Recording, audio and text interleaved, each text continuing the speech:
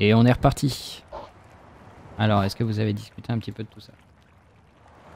Le téléphone, du coup, j'ai rien suivi, tu peux faire un résumé. Ouais, pas de souci. Globalement, ça dure toute la durée. Tu te me dégoûtes. Merci beaucoup, Goldie, pour ton bif. Merci à toi. Alors, petit résumé, avant de lancer de nouveau le chrono.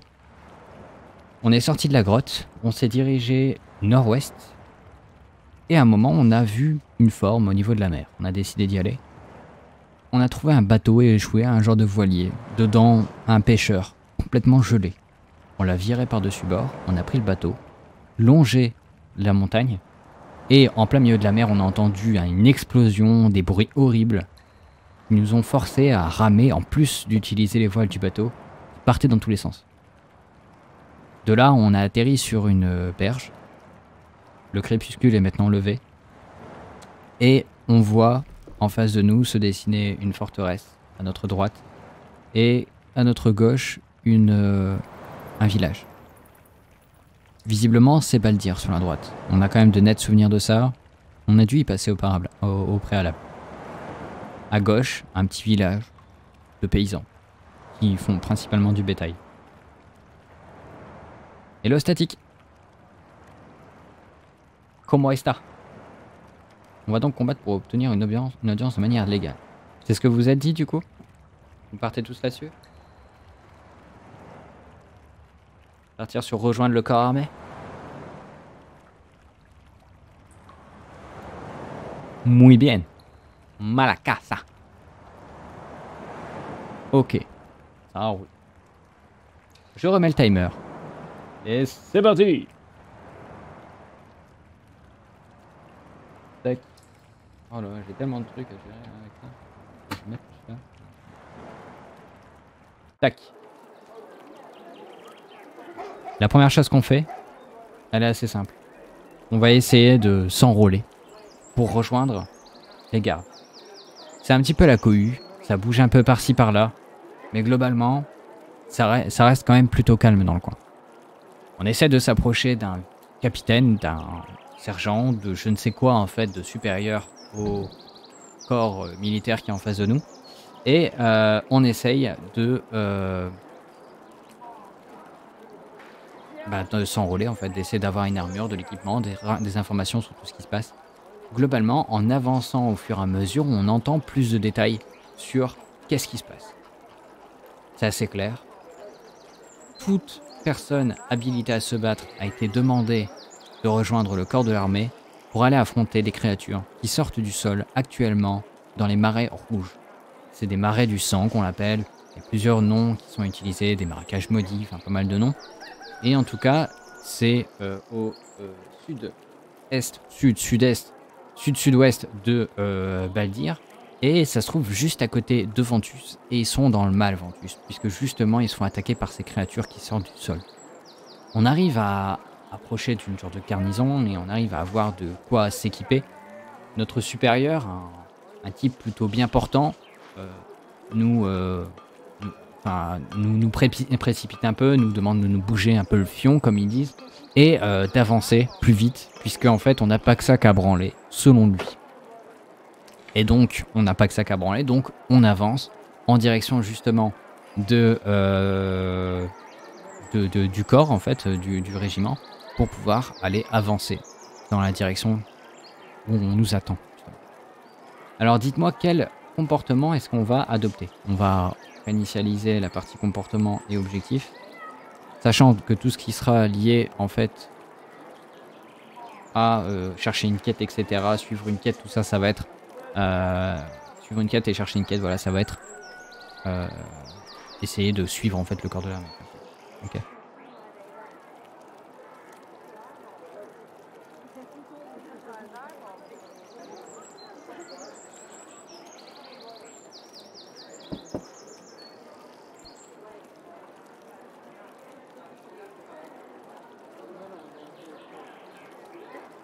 Ça semble plutôt clair pour nous, on ne devrait pas utiliser un poste qui soit en face de tout, on va essayer de rester plutôt sur l'arrière-garde, essayer de observer un maximum pour essayer de comprendre ce qui se passe.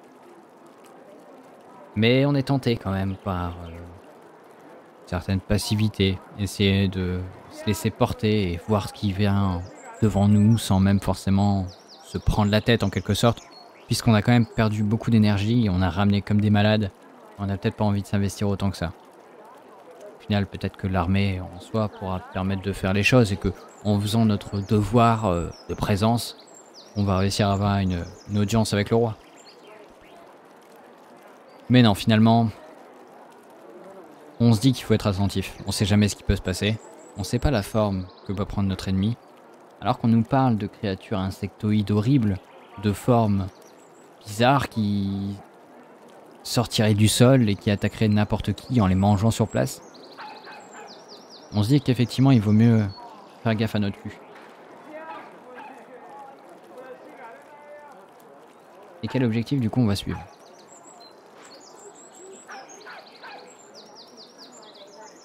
Le chien là qui gueule à côté. Ta gueule le chien, ta gueule!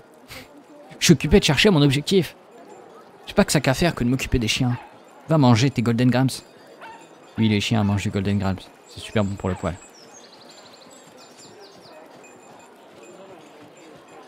Un bon conseil pour les jeunes soldats, faites gaffe à vos culs. Généralement, c'est le premier conseil et le meilleur. De toute façon, les monstres à tentacules.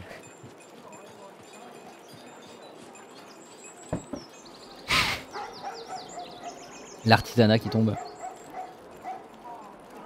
L'artisanat agressif. Après, en vrai, on peut confectionner des choses sur la route, hein, ça peut se faire. Mais là, principalement, ce qu'on se dit, c'est... On est en plein milieu d'un corps armé, il y a pas mal de gens autour de nous.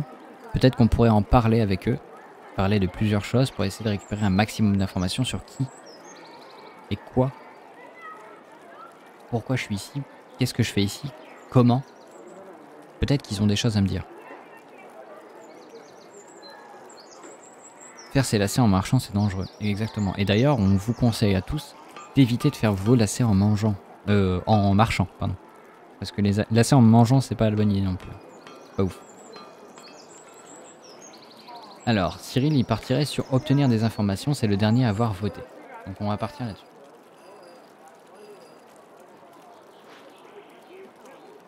Et c'est parti. Et du coup, on se met en marche. Le corps militaire commence à marcher, ça commence à faire pas mal de bruit, des gens commencent à discuter par-ci par-là. On entend pas mal d'informations qui passent. Je vous évite les discussions qui vont allonger le temps. Ça parle principalement de ces bestioles. On raconte pas mal de choses dessus. Est-ce que c'est des légendes? Est-ce que c'est des faits? Ça reste assez flou. Les gens ont peur. Mais ils gardent la tête haute. Ils nous parlent de créatures, voilà, insectoïdes justement, avec des mandibules, avec des grandes pattes acérées qui sortiraient du sol et qui attaqueraient n'importe qui passe devant eux. Ça parle aussi, en plein milieu du marais, de ce trou qui commencerait à se former et à absorber tout ce qu'il y a au-dessus de lui. Comme si le marécage se vidait lui-même et permettait de faire sortir ces créatures. Certains parlent d'une ambiance un peu horrible qui aurait commencé à naître dans ce marais depuis quelque temps. Il y a eu un renouveau qui s'est passé dernièrement avec un gros mouvement qui s'est passé à l'intérieur, mais globalement là, c'est reparti en vrille. C'est reparti en vrille depuis qu'en fait on a vu ces gens partir chercher du bois au niveau du bois à côté du marais et ne pas revenir. On a envoyé donc quelques gardes qui venaient de Ventus et ils sont revenus complètement pétrifiés, complètement horrifiés par ce qu'ils avaient vu.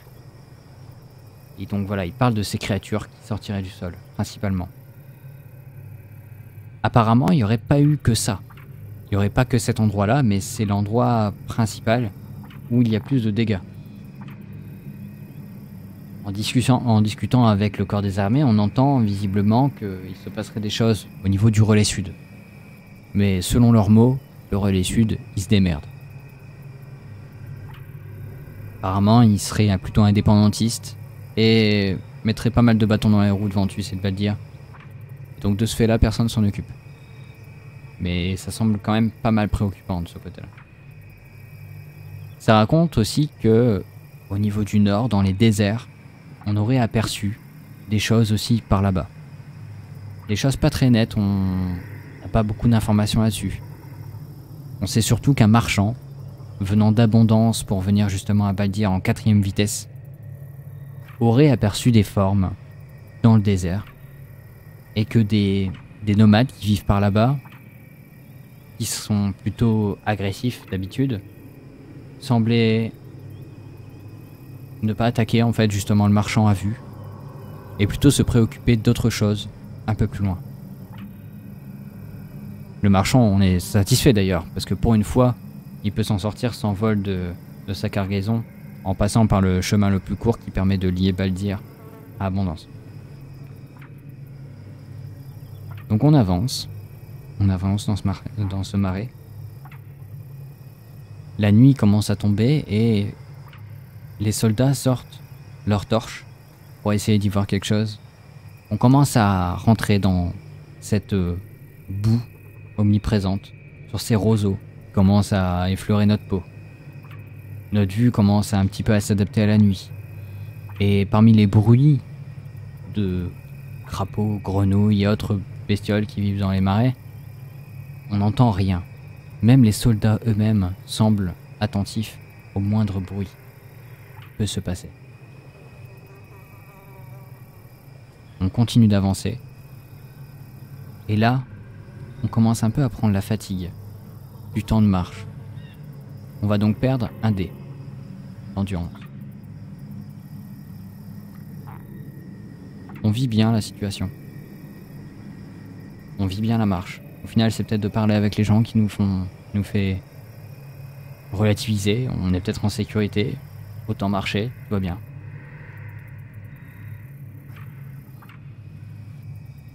Et tout d'un coup, il se passe quelque chose. Mais on ne saurait pas dire quoi. Il y a comme des clapotis, comme des bruits qui s'approcheraient, mais tout autour de nous.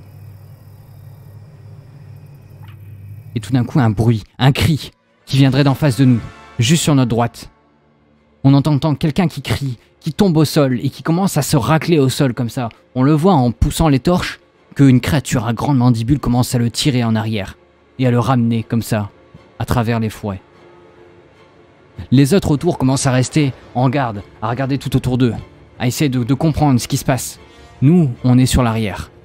On arrive à esquiver cette partie-là de l'attaque, mais on voit en face de nous quelques personnes qui se font attirer comme ça en arrière, commencent à partir à travers la boue.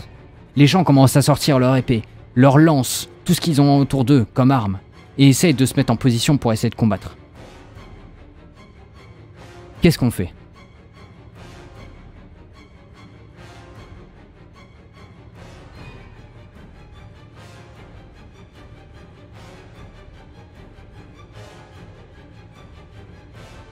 On voit que la situation commence littéralement à devenir critique. On continue à entendre des cris qui s'arrêtent à un moment et qui reprennent de plus belle. On a l'impression que les créatures fusionnent littéralement avec la nuit, qui nous attaquent de ci, de là. En tout cas, rien vient de derrière. Tout vient de devant. Qu'est-ce qu'on fait ? Une chose nous vient directement à la tête. Il n'y a pas à réfléchir. On attaque. On sort directement notre arme et on fonce. On avance à travers les forêts, on avance à travers les roseaux. Et là, on arrive face à des créatures qui sont en face de nous, les yeux luisants, les pattes rentrant dans le sol et sortant à une vitesse incroyable. Ils commencent à nous encercler, ils sont en face de nous. On est avec d'autres gardes. Ces créatures en forme insectoïde, effectivement, semblent avoir fusionné avec la boue. Ils semblent être tout luisants, tout gluants. Ils ont des yeux un peu partout. Et visiblement, ils veulent pas faire de bisous. Combien de dés on balance pour les attaquer? Sachant qu'il y a un mec sur notre droite, il commence à attaquer la bestiole. Il lui met un coup. La bestiole commence à hurler et à l'attaquer lui aussi. Coucou Caramel. La personne sur notre gauche se prend un coup, elle, et tombe au sol. Elle commence à hurler. Elle lui met un coup. 2 coups. Elle essaye de se débattre. Il arrive à se relever. Nous, en face de nous, la créature commence à s'approcher. Ses yeux nous fixent. Comme si elle nous imaginait déjà. en train d'être mangé. On se décide. 3D. On va essayer de foncer dedans, on va essayer de lui éclater sa face. On a un dé gratos, on balance. 2 réussites. La bestiole peut pas tenter d'esquiver ça, elle est pas assez rapide. Elle se le prend en pleine gueule. Combien de dégâts elle se prend? L'épée neuve, 2D plus 1.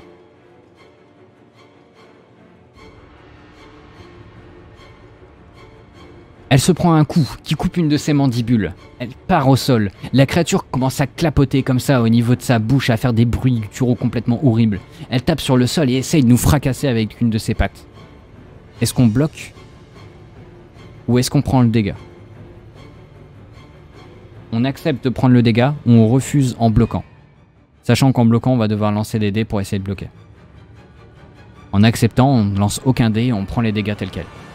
Sachant qu'on a pas mal d'armure.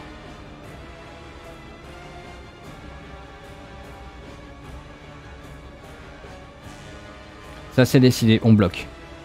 Combien de dés on balance pour le bloquer?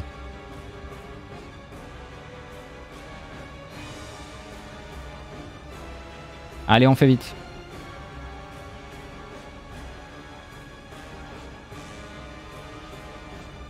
C'est plutôt décidé, on va mettre toute sa force dans notre bras pour essayer d'éviter cette attaque.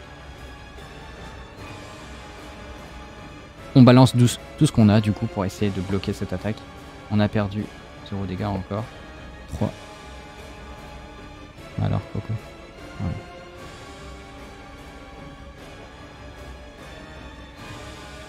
On est là, on essaie de bloquer et on bloque effectivement. On rebalance la patte en arrière. La bestiole est complètement déséquilibrée. On l'attaque. Combien de dés on balance? Ah, 1 dé de réussite. On arrive à lui infliger un coup. 2 dés, on lui inflige un coup violent. 3 dés, on lui inflige un coup fatal. À 3 réussites, on lui balance un coup fatal. Les personnes autour de nous continuent à se débattre. La personne à gauche vient juste de se faire bouffer littéralement en face de nous. La bestiole commence à l'ingurgiter à même le sol. La personne sur la droite continue à se battre. Avec la lance, elle a plus d'allonge. Elle arrive à lui porter des petits coups par-ci par-là. Mais elle se prend des coups. Elle retourne en arrière. Elle essaie de faire des pas chassés. Quelqu'un derrière arrive à reprendre la suite et à essayer de l'esquiver, à essayer de l'empêcher d'attaquer son pote. La créature à gauche fait des bruits horribles et bouffe votre pote juste à côté de vous. C'est horrible. Pour la tête, vous y repensez toutes vos vies, c'est pas possible. 4 dés. On va essayer de lui en envoyer tout plein sa gueule. 4 dés donc plus 1 gratos.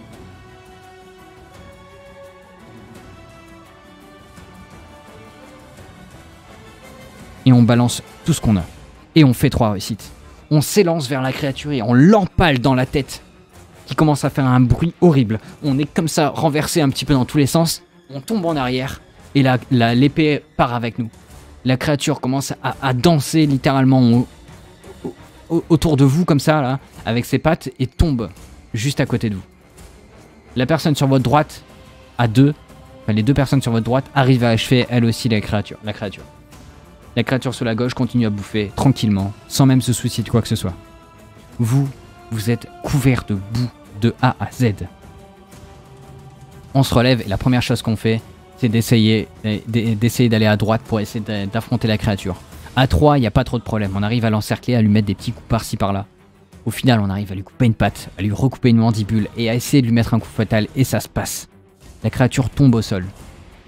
Sauf que la créature sur notre gauche, initialement, est là, se relève et commence à regarder autour d'elle. Nous, on est un petit peu décalés des 2 autres, mais la créature semble même pas nous regarder.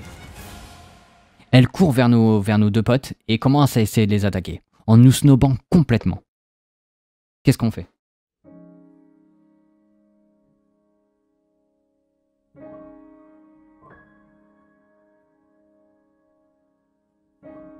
T'as raison, la musique, c'est exactement ça.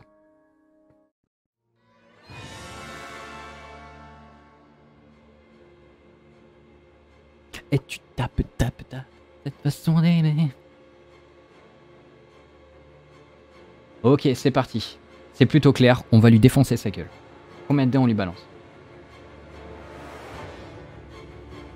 You shall not pass.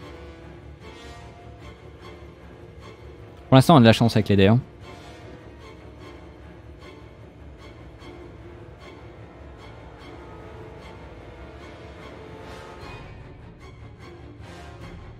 3D. Ok, très bien. On reste là-dessus. Allez, votez.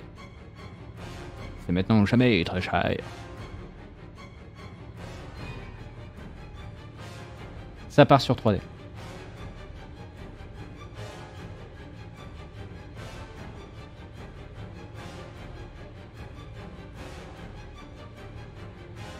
Bon, là, elle est clean, la bestiole. Hein. Elle a pas pris de coup, rien du tout. Donc on va essayer au moins de la blesser. On essaie d'attaquer et c'est le miss total. On tape sur le sol à côté d'elle. On ne le loupe largement.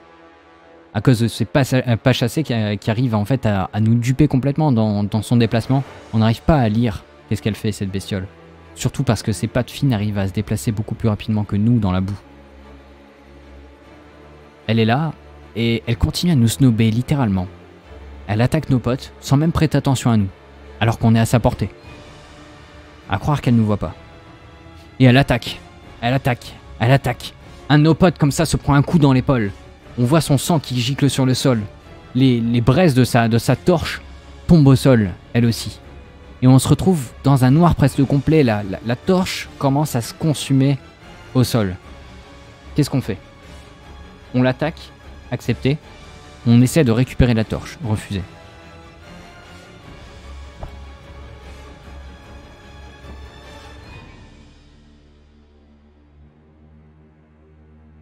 La créature semble se tourner vers la personne qui avait juste blessé, comme si elle était complètement attirée par elle. Elle s'apprête à l'attaquer de toutes ses forces. Et nous, l'objectif, ça va être de ramasser cette torche au sol. Parce que si elle s'éteint, on n'a plus la possibilité de voir ce qui se passe autour de nous et on est à la merci de n'importe quelle créature qui pourra arriver.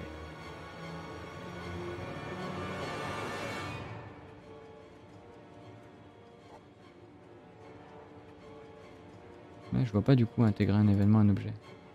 C'est bizarre ça. Un louveteau amène une meute de loups pour nous défendre. Putain le mec. Ok.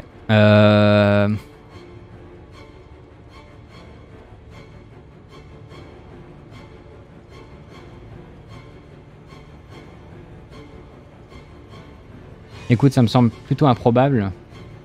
On va réduire ça à un louveteau et un loup.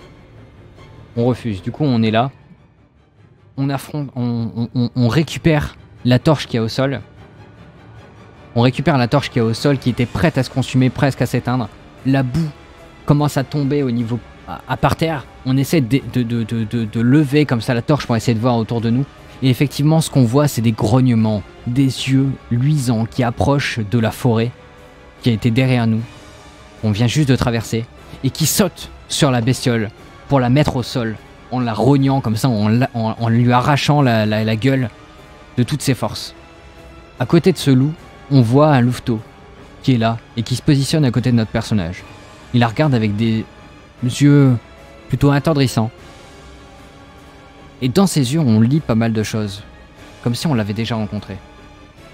Où est-ce qu'on l'a vu? On saurait pas dire. En tout cas, il y a ce loup qui attaque vivement cet insecte, comme si elle l'attentait à sa vie.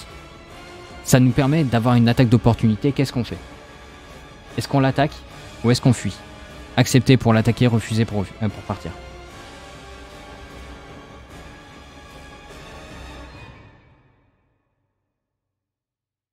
Le louveteau n'a pas de bout de bois dans sa bouche, non. La créature est au sol. Elle nous demande qu'une seule chose, c'est de l'achever. Et c'est d'ailleurs ce qu'on va faire. On a notre bouclier qui est bloqué avec la torche, mais on a encore notre main disponible avec l'épée. Et c'est ce qu'on va essayer de faire. Combien de dés on balance pour essayer de l'achever? Il me faut 2 réussites pour l'achever. Il va me falloir pas mal d'adresse sur ce coup-là parce que achever une créature à une main, ça va être difficile.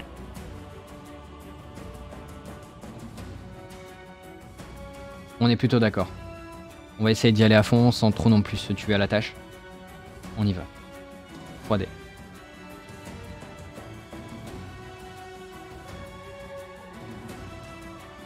Plus un gratos. 3 réussites. On arrive, on approche notre épée et blam! On l'empale littéralement au sol. Mais c'est vrai que le feu, en l'ayant approché, semble lui provoquer un genre de peur. De très près, la créature semble complètement horrifiée par le feu. Et ça l'aide d'ailleurs à se faire tenir dans l'épée et à se tuer elle-même, puisque empalée, elle essaie de se retirer, elle se coupe complètement le cou. Ou du moins ce qui en ressemble. Le loup lâche prise à ce moment-là, nous regarde avec méfiance, regarde le louveteau, et semble aboyer quelque chose, et part dans la forêt avec le louveteau. On est là, au sol, en plein milieu d'un endroit qui semble maudit. Autour de nous, on entend des gens qui pleurent. On entend encore des bruits de membres arrachés, de créatures qui bouffent. On entend cette personne au sol qui vient juste de se faire arracher le bras en face de nous par la créature. Notre bout de bois, on le regarde et il s'est effacé de 2/3. Le temps est compté. Et en face de nous, une petite lumière semble sortir du sol.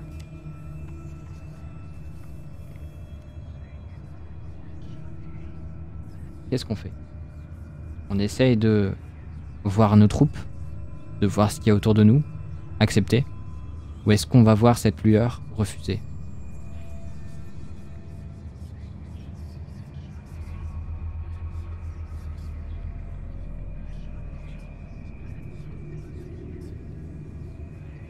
C'est plutôt clair, on n'est pas partisan de cette armée, on est là juste pour avoir cette audience. Qui ça, au diable au final? Ils savent se débrouiller tout seuls, ils sont soldats, pas moi. Moi je suis là pour résoudre un problème, pour résoudre le pourquoi du comment. Qu'est-ce que je fais ici après tout?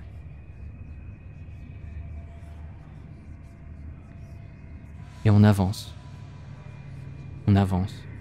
Guidé par notre instinct, par notre volonté de résoudre le pourquoi du comment. Qu'est-ce qu'on fait ici? On marche à travers le bois, torche à la main.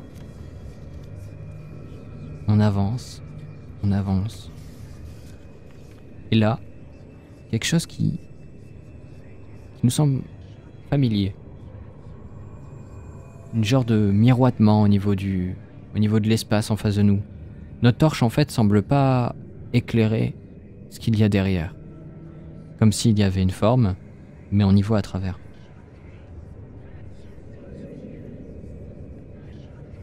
On avance. Et effectivement, ce qu'on voit en son centre, un bout de bois, semblable au nôtre, au-dessus d'un trou qui semble être fait directement au sol et qui semble être ce trou dont les soldats parlaient auparavant. Qui semble être l'endroit d'où sortent les créatures. Est-ce qu'on s'approche, accepter? Ou est-ce qu'on essaie de se préparer, refuser?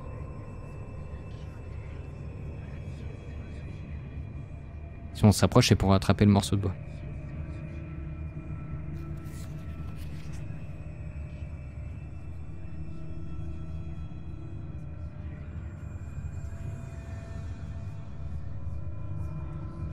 Ah bah là on fait pas demi-tour. Hein.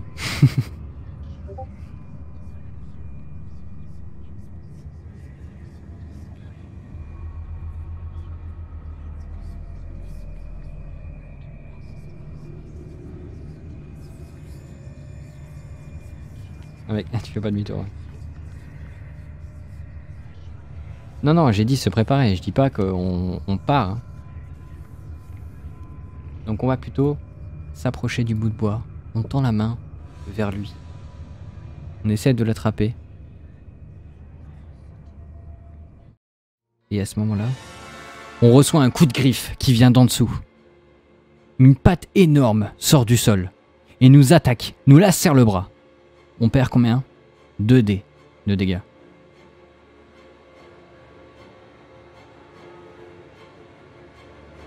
On perd 6 points de dégâts. Attends, il y a moins le truc. On perd rien comme dégâts. Ça vient effleurer notre armure.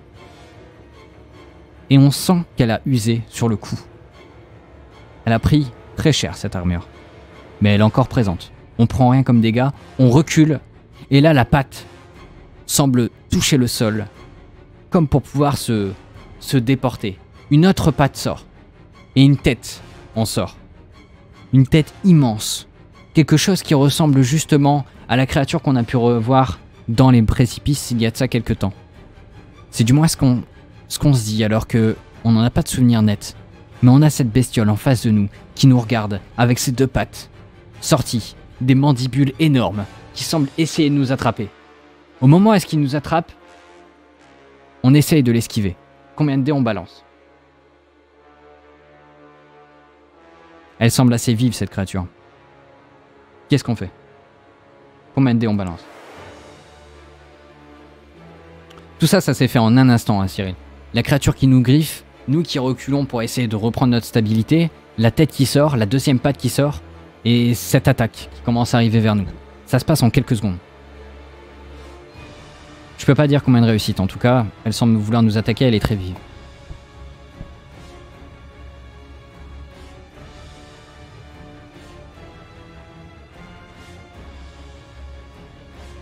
On va partir sur 4. Allez, on part sur 4. On va tenter un jet d'agilité, donc du coup on a 5 dés. Il nous reste 12 points d'endurance.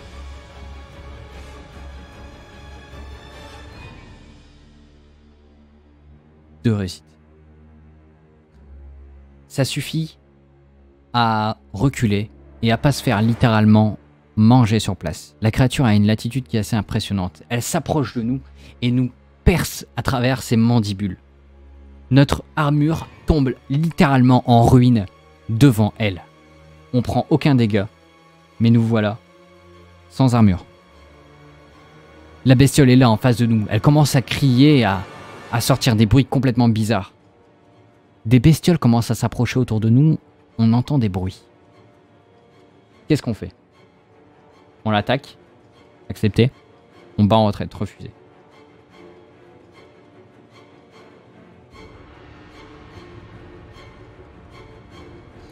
La pièce de bois est derrière la bestiole. Enfin, juste au-dessus d'elle. Enfin, juste à côté d'elle. Impossible de la récupérer sans se prendre un coup de niaque.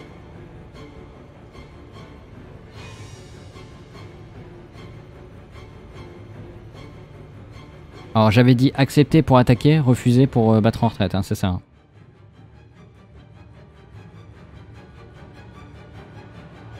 Dites-moi. Ouais, ok d'accord, ça roule. On part pour attaquer. Combien de dés on balance?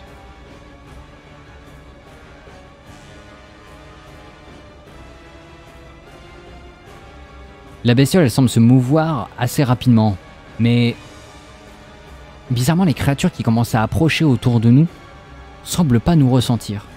Ils semblent pas nous voir non plus. Ils sont là et ils se baladent dans la zone, autour de nous, en criant des bruits assez horribles. La bestiole en face de nous, la grande bestiole, commence à hurler encore des choses, et comme si elle communiquait avec les bestioles. Mais on n'arrive pas à dire quoi. Les genres de bestioles à yeux comme ça autour de nous commencent petit à petit à se retourner vers nous, comme si elle avait compris quelque chose.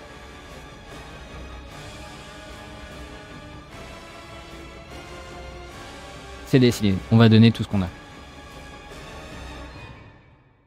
Alors, 4D. Donc là on est sur une attaque quand même assez risquée. Mais on y va. Interagir. Vous êtes prêts? Allez, c'est parti. 2 réussites. On arrive au niveau de la créature, on commence à l'attaquer comme ça, sans relâche. On lui balance des coups dans les pattes, dans les 2 pattes qui sortent du sol pour essayer de contrer des coups qu'elle donne. Essayer de lui mettre des coups au maximum de ce qu'on peut. On se fatigue à la tâche, on n'arrive pas à aller au bout des choses. Des gens derrière nous commencent à approcher, ils voient la lumière du feu qu'on a dans les mains et font « Vous avez besoin d'aide? Y'a quoi par là-bas ?» Instinctivement, ils arrivent, ils rentrent dans la scène.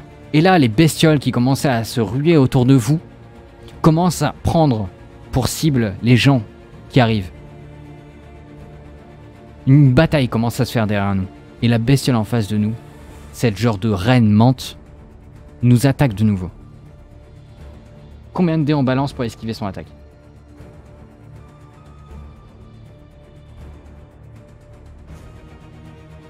La bataille derrière nous commence à faire rage. Des soldats tombent au sol, commencent à se faire manger sur place. Ils attaquent sans relâche.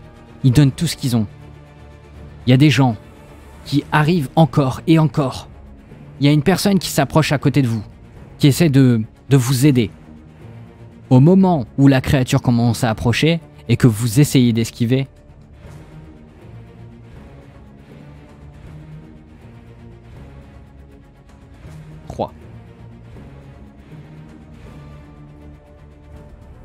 donc ça fait 4 dés.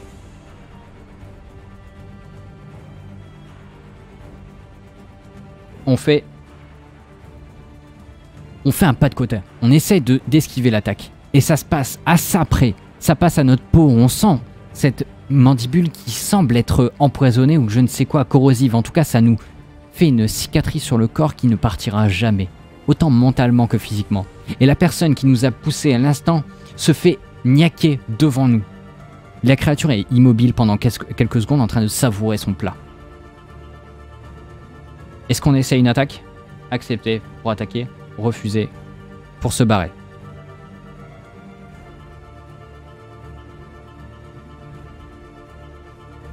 On essaie de choper le morceau de bois? Ok. Combien de dés on balance pour essayer de choper le morceau de bois?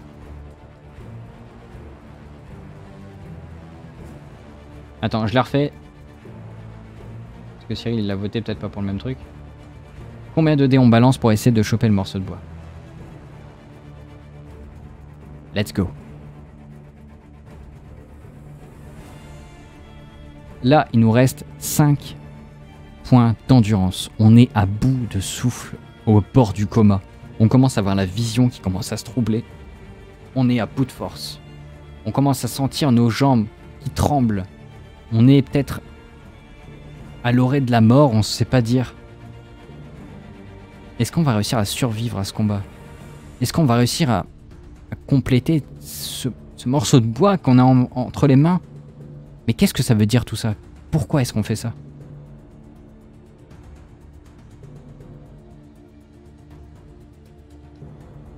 On se décide. On va peut-être pas tout donner, mais on va essayer de récupérer ce morceau. À une réussite, on arrive à le choper. La bestiole, elle est occupée. Il n'y a pas de raison.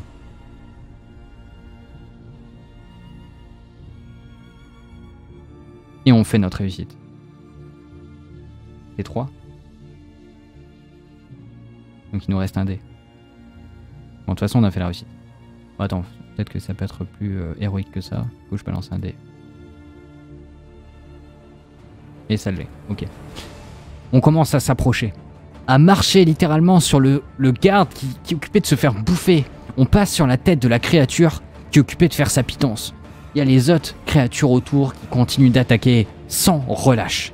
Et nous, on s'élance au-dessus du trou béant où sort la créature. On chope ce morceau de bois qui semble comme vriller le temps autour de nous. Ça fait une onde de choc autour de nous. On le chope, on tombe au sol.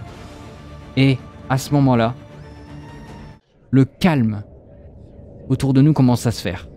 Un bruit de craquement se fait sur la créature qui vient juste d'attaquer votre ami. La créature semble s'arrêter net. Et un grand bruit commence à sortir de sa bouche après qu'elle ait balancé le corps sanguillonnant du garde qui vient juste de bouffer. Et elle retourne dans son trou et un bruit horrible en sort. Les créatures à ce moment-là repartent dans le trou et le trou se referme.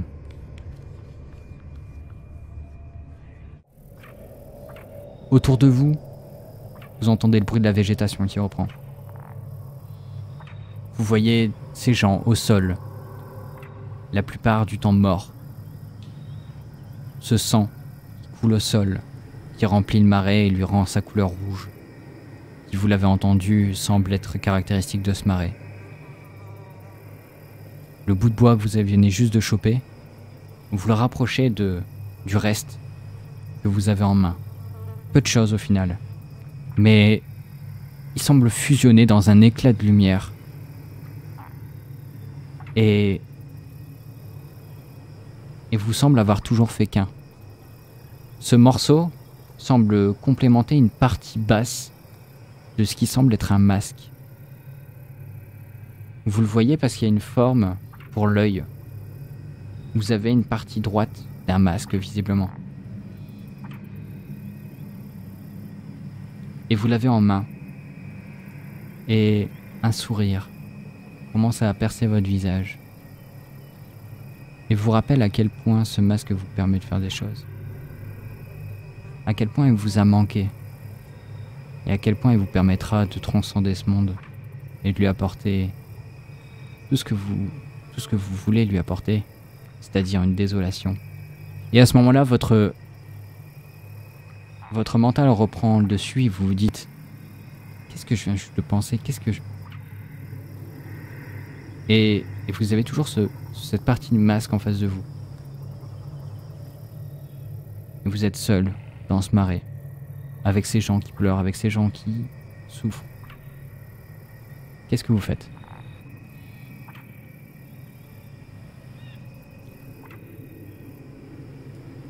Dites-moi.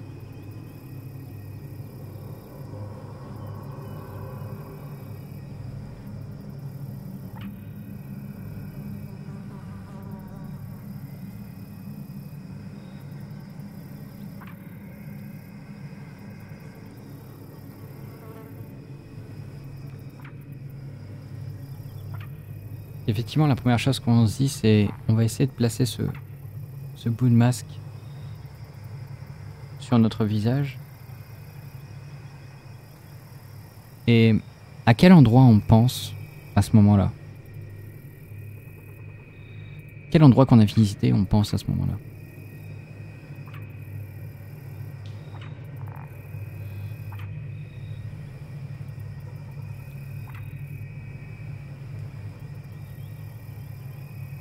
Effectivement, en mettant le masque sur le visage, on cligne des yeux et on se retrouve en plein milieu d'une grotte, en face de cadavres, d'un mec au sol, qui gît depuis pas mal de temps maintenant, quelques heures visiblement. On a toujours notre équipement, notre armure en ruine, notre épée, notre bouclier et ce morceau de masque. On le regarde. Et on se demande ce qu'on a fait, quoi. Qu'est-ce qu'on a pu faire pour arriver là? Est-ce que c'est ce masque? Dans ce cas, est-ce que en le réutilisant on pourrait aller ailleurs? Donc on pose le masque et on repense à la position qu'on a eue auparavant, mais rien. On le pose, encore une fois, on cligne les yeux, on pense à se marrer, à cet endroit, à pas le dire peut-être, mais rien.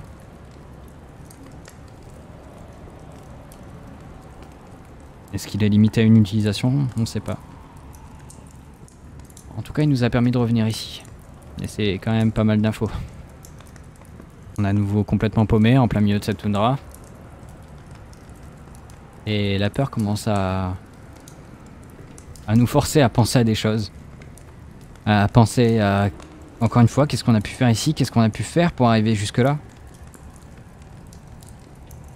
Et une voix à l'intérieur de nous dit que le roi sans nom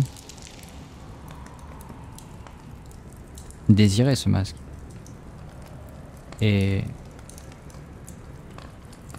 que s'il l'obtenait, l'église de l'Aube pourrait se retrouver dans une fâcheuse position. C'est du moins ce qu'on s'était dit. En descendant la montagne, il y a de ça quelques jours. Dans nos têtes, il y a quelques jours, quelques heures, on sait pas. En tout cas, une chose est sûre, on doit l'empêcher de le réutiliser et de le compléter. C'était ce qu'on s'était dit avant d'arriver. Avant d'arriver où, on ne saurait pas dire.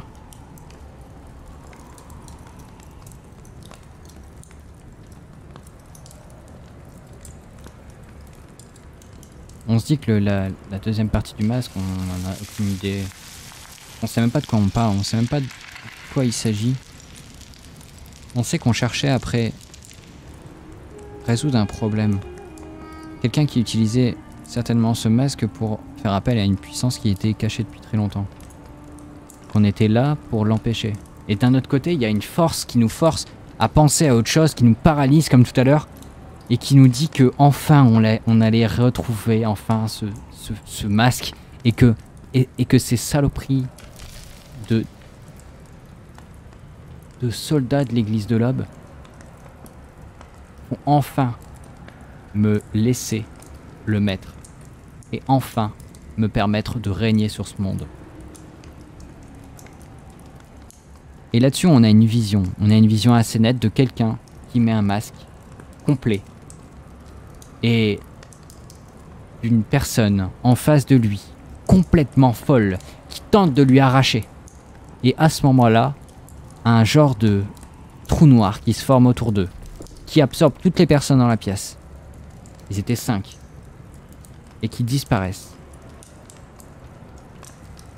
Et c'est justement à ce moment-là que le temps semble s'arrêter.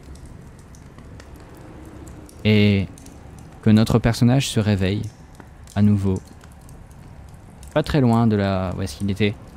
Mais sans toute cette clarté dans la tête. Il ou elle se réveille, regarde autour de lui et voit cette grotte sphérique. Son armure tombe en miettes. Et à la main, une partie. Merci beaucoup, Gaming. C'est très gentil à toi, salut à toi. À la main, une partie d'un masque avec un œil visible. Qu'est-ce que je fais là? Je saurais pas dire. Qu'est-ce que... Merci beaucoup. Et... cette boucle qui revient incessamment. Comment est-ce que je suis arrivé là? Qu'est-ce que j'ai fait? Et où est-ce que je vais aller? Merci beaucoup, hein. Tu gères.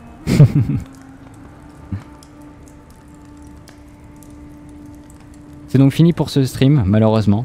Je suis désolé, hein, du coup, Gaming. Mais je vais pouvoir faire un résumé à tes viewers. Donc bienvenue à tous qui viennent juste d'arriver. Donc on arrive à la fin de ce scénario-là.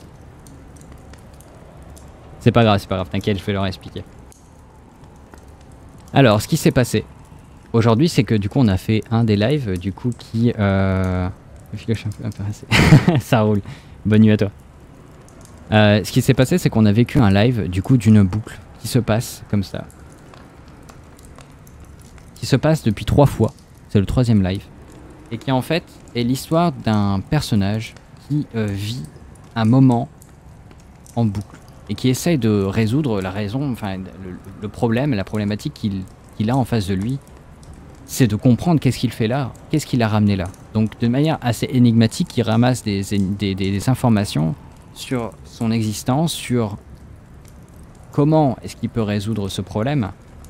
Et la seule chose qu'il a en sa possession, c'est un morceau de masque qu'il a à la main à chaque fois qu'il se réveille dans cette grotte. Les souvenirs sont très flous et la seule manière de s'en rappeler, c'est de vous, spectateurs, de participer, d'écouter cette histoire et de recenser les informations qu'on a pu récupérer pour l'aider à aller dans la bonne direction. Donc là, il y a pas mal de gens qui ont suivi aujourd'hui, d'autres encore la dernière fois, et encore d'autres la fois d'avant. On n'est pas obligé d'avoir tout suivi pour suivre le live, mais là en tout cas, on a récupéré pas mal d'informations qui sont assez importantes. Et qui sont assez intéressantes aussi. Je vais vous faire un petit résumé de la session d'aujourd'hui. Ça va vous permettre d'y voir plus clair. Qu'est-ce qui s'est passé? Alors on s'est réveillé, toujours dans la même grotte. Et dans cette grotte là on s'est retrouvé encore une fois avec ce morceau de masque qui semblait être 2 morceaux de masque en un. On était toujours dans cette grotte sphérique et on entendait quelqu'un qui souffrait un peu plus loin. Donc on a été le voir, on a trouvé un mec au sol et on l'a attaqué pour essayer de récupérer son équipement, pour partir au plus vite. On est sorti de la grotte dans laquelle on était, on a fui vers le nord-ouest et on a suivi une piste qui nous semblait la meilleure pour finalement en fait se diriger vers un point, vers la mer qui était sur notre gauche, pour trouver un voilier dans lequel un mec était gelé. Littéralement, un genre de pêcheur. On l'a foutu par-dessus bord et on a longé la montagne. La montagne qui arrêtait le cours d'eau qui était en face de nous. Et ça tombe bien qu'on ait fait ça, puisque si on était parti en pleine mer, on aurait vécu quelque chose certainement d'horrible, puisqu'on a entendu des bruits d'éclatement au niveau de la mer. Des bruits sourds. Et on a réussi à s'en sortir en ramant très fort, en essayant de s'en sortir de tout ça. Et pour finir, échouer sur une plage. Échouer sur une plage à côté d'une ville qui semble être Baldir, la capitale de cette région. Qui abrite en face de ces fortifications un petit village. Et en face de Baldir, on a trouvé des gardes qui semblaient se mouvoir, se préparer pour une attaque, visiblement. Et en discutant avec eux, on apprend que des créatures insectoïdes assez horribles sortiraient en fait du sol dans les marais rouges pour attaquer une ville qui se situe non loin de Baldir. Ça s'appelle Ventus. On a décidé de s'enrôler et de partir dans cette direction pour essayer de récupérer des informations sur notre existence. En chemin, on a appris que pas mal de ces créatures attaquaient différents endroits dans la région. Principalement, on a entendu le relais sud, mais selon les dires des soldats, on s'en fout puisque c'est des indépendantistes, ils ont qu'à se démerder. Et donc on a décidé d'y aller, de se battre avec eux. Et une fois sur place, on est rentré dans les marais, on s'est fait attaquer par des créatures horribles. On a essayé de se battre et on s'est battu contre des créatures gigantesques, une principalement qui a tenté de nous bouffer. On est passé à ça de la mort, mais on a réussi à récupérer un morceau de bois qui flottait dans l'air dans une genre de faille. Et une fois collé à l'autre morceau de bois qu'on possédait, avec une cicatrice au centre, je le rappelle, il semblait avoir fusionné. Et maintenant, notre morceau de bois semble avoir 2 cicatrices. Comme s'ils avaient fusionné à 3. Et d'ailleurs, en mettant ce morceau de masque sur le visage et en pensant à la grotte dans laquelle on a commencé l'aventure, on a pu s'y réveiller en clignant simplement des yeux. Enfin, pas s'y réveiller, on a pu s'y retrouver. Malheureusement, le bout de bois semblait s'éteindre. Et une fois éteint, il nous ramène dans cette grotte dans laquelle on commence. On a commencé la dernière fois, on a commencé encore l'autre fois, et on recommencera la prochaine fois. À une différence près, ce masque qu'on a maintenant dans les mains, qui semble plus gros qu'auparavant. Et voilà les amis pour la fin de ce live. Comment est-ce que ça a été les amis? J'ai essayé de vous faire un petit résumé de tout ça.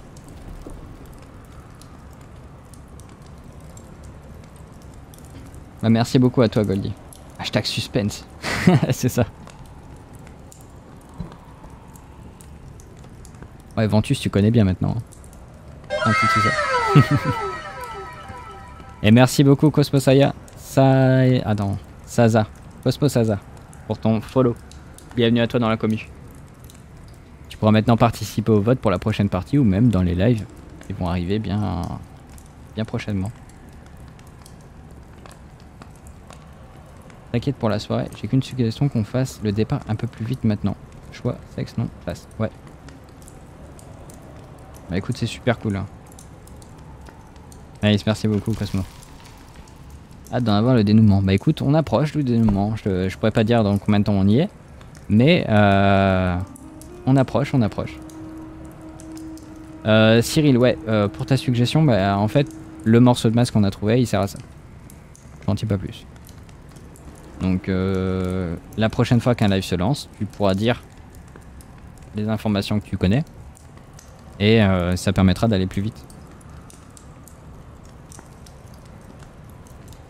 Comme ça permettra de faire une escape de toute une zone qui nous sert pas forcément à grand chose. Mais qui était important d'avoir pour les premiers lives, quoi.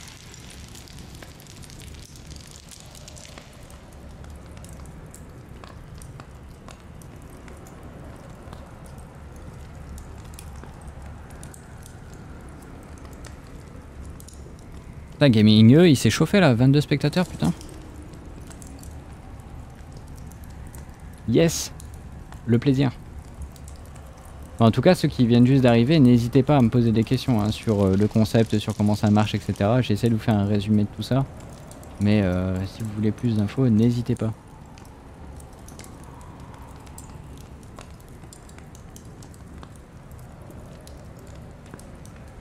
On a fini avec 2 PE. En PLS total quoi, le personnage il était au bord de la mort quoi. C'est un truc de fou. Heureusement qu'on n'est pas allé en pleine mer hein. J'avoue que je vous ai un peu guidé sur cette partie là parce que je me suis dit franchement s'ils claquent en pleine mer là comme ça va être un peu con parce que ils sont pas prêts hein. Ils sont pas prêts. Ils sont pas prêts.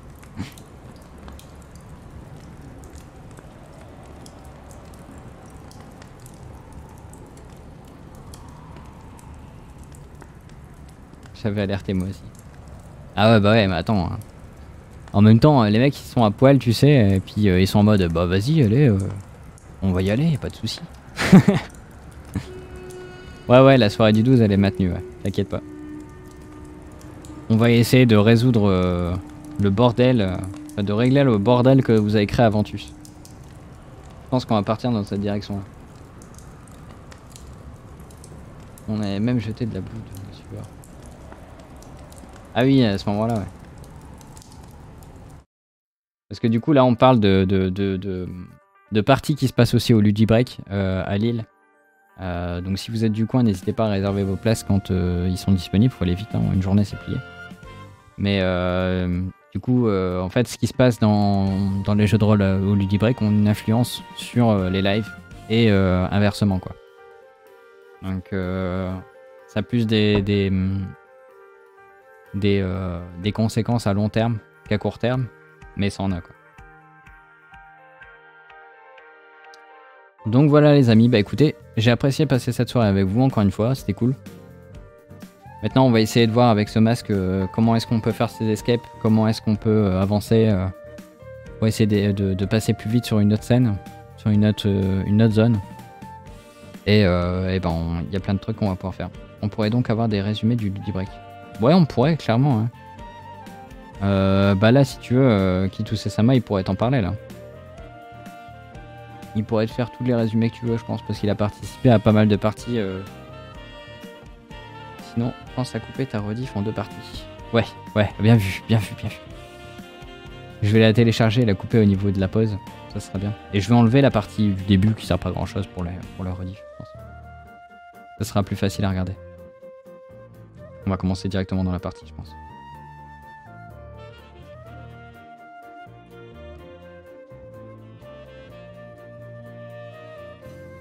Tiens, c'est la partie suicide technique avec le chat. Ouais, enfin, c'est en plein milieu de la partie, c'est compliqué. Hein. Je vais essayer, mais ouais, ça devrait se faire. Il va y avoir un vieux saut à un moment. Non, ça fait un. Alors là, on est parti, j'ai un truc. En tout cas, super travail. Merci beaucoup, Kituse. Bah, écoute, j'espère que ça va continuer de chauffer des gens. Aujourd'hui, il y avait un peu moins de monde que la dernière fois, mais je sais pas, peut-être que c'est la vie. Hein. Enfin, peut-être que, je sais pas, que j'essaie de trouver une solution, peut-être pour le départ, peut-être que ça peut saouler des gens. Là, j'ai voulu mettre le masque, justement, cette partie du masque pour ça. Donc, à voir. À voir. N'hésitez pas en tout cas à faire vos retours là-dessus, hein, parce que je veux absolument faire avancer ce concept, ce modèle de jeu. Et j'ai besoin de vos retours pour ça. J'ai déjà Static qui m'a dit comme quoi qu'on devrait mettre un truc, une commande pour faire un résumé, faire un genre de point d'exclamation résumé que des gens pourraient voilà, alimenter au fur et à mesure. Genre Kaelis, puisque c'est le scribe. Haha. Encore un travail pour Nat. Surtout le choix sexe et prénom qui prend trop de temps, je trouve. C'est vrai. En fait, peut-être que au final, le sexe et le nom, on pourrait peut-être le faire au préalable en fait. Ça pourrait être peut-être pas mal. Je ne savais pas que ça existait, il n'y a pas un tag à part French pour tomber sur ce genre de scène. Bah écoute, si tu sais comment est-ce que les gens peuvent tomber sur moi, dis-moi. Parce qu'en vrai, moi je sais pas. Hein. Avec la population qu'il y a sur Twitch, c'est très difficile de se démarquer. Même avec des concepts comme ça qui sortent de nulle part. J'ai essayé de faire quelque chose de très original, mais finalement, ouais, c'est compliqué de se faire remarquer quand même. Bah là, tu vois, il y a quand même Daming Gaming qui m'a envoyé pas mal de gens. Donc voilà, ça va peut-être se creuser au fur et à mesure. De toute façon, c'est certainement ça. Hein. C'est toujours en faisant qu'on concentre les gens, quoi.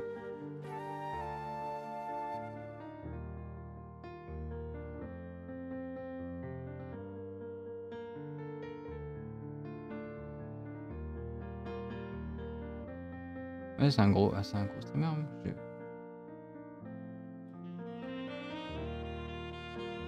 Peut-être que je le connais, tu vois, je sais même pas d'où ça vient, tu vois. Donc si vous venez de cette chaîne, n'hésitez pas à me dire.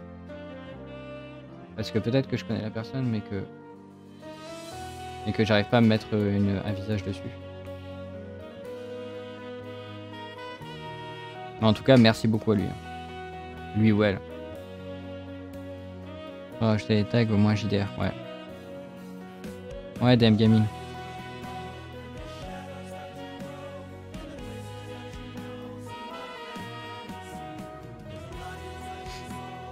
Sinon, on peut choisir pour nous. Ce n'est pas des choix importants dans l'histoire au final. Ouais, c'est vrai. Les tags sont français et IRL. Tu peux ajouter JDR. Faudrait rajouter des tags au moins JDR. Ouais, j'avoue que JDR c'est important, ouais. C'est ça que la recherche supporte. Ok, d'accord, ça roule. Ouais, je savais pas que ça marchait comme ça. Vous, quand vous faites une recherche sur Twitch, ouais, vous tapez JDR ou ce genre de truc. Parce que là, si je tape du coup JDR dans Twitch, qu'est-ce que je trouve? Ah ouais, JDR sur table, ici on voit.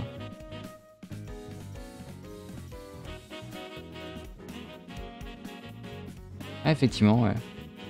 Peut-être qu'au lieu de just chatting, je pourrais utiliser JDR sur table.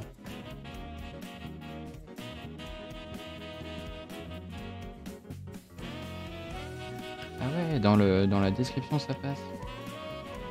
Effectivement, ouais. Ah bah tu vois, c'est un truc qui va permettre de bien augmenter le truc, ouais. Tu vas rendre aussi, ouais, effectivement. C'est Hatch qui jouait J'aime à Heroes of the Storm, les potes multigaming, maintenant ils jouent à LoL et quelques jeux et parfois il fait une partie de mascarade. Ok, putain, ça déchire. Bon, bah, merci encore à lui, hein, franchement, le plaisir. Beaucoup de plaisir. Merci beaucoup Cosmo pour l'info, c'est cool. Après, il faut pas abuser, les personnes qui cherchent directement par le tag sont pas légion. Ouais, c'est sûr, mais tu vois, là par exemple, j'ai mis... qu'est-ce que j'ai mis comme tag? J'ai mis vote Estropole, tu vois. Mais finalement, ça veut un peu rien dire, quoi. Peut-être que vote suffit en soi et que je pourrais mettre ouais, JDR, around, ce genre de truc, quoi. Après, c'est sûr, il faut pas faire en mode Instagram, tu sais, hashtag machin, hashtag machin truc bidule, etc. quoi. Partie avec les spectateurs. Ouais, je sais pas comment est-ce que je pourrais résumer ça. Ouais. Interaction, peut-être. Ouais, peut-être interaction, ça pourrait être pas mal. Je vais le mettre maintenant, comme ça, je vais m'en souvenir pour la prochaine fois.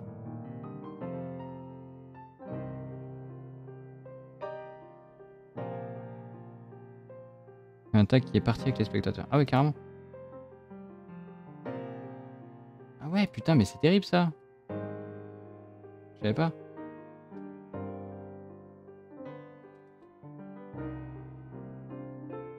Voilà, vous m'en prenez la vie, les amis. Il m'a même un tag jeu de rôle. Oh là là, le mec, quoi, je suis parti complètement à poil.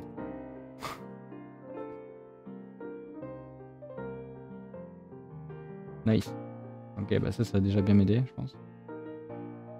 Voilà. Je faisais du jeu de rôle il y a longtemps, moins à présent, mais toujours lié à une guilde. J'essaie d'en parler. À rendre le jeu. Ouais, c'est ça. Je vais te filer un lien vers le site. Donc en fait, c'est un jeu que j'ai développé avec la commu.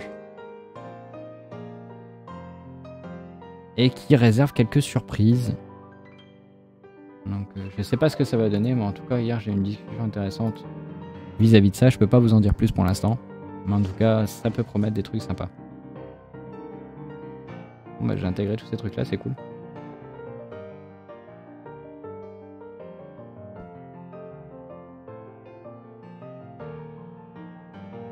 Bon et bien voilà les amis. Venez partager une aventure, ouais du coup il a mis à jour le machin. Donc. Eh bien, je vous fais des bisous à tous, et puis je vous dis à très bientôt pour une nouvelle partie, pour un nouveau live. Je veux en savoir plus. En MP. Et je vous dis à très bientôt, du coup, pour un live jeu de rôle ou autre, hein, d'accord? Tenez-vous au courant, la semaine prochaine, il y aura le premier live de Static qui va vous faire un jeu type jeu de plateau, jeu télé en fait. Sur lequel vous allez pouvoir jouer à des jeux plutôt sympas et plutôt rigolos avec lui. Donc tenez-vous au courant et venez sur le Discord pour être tenu au courant de tout ce genre de trucs là. Il y aura aussi une vidéo qui va sortir sur YouTube pour expliquer le concept, alors tenez-vous prêts. Allez, je vous fais des bisous à tous et je vous dis à très vite. Ciao ciao.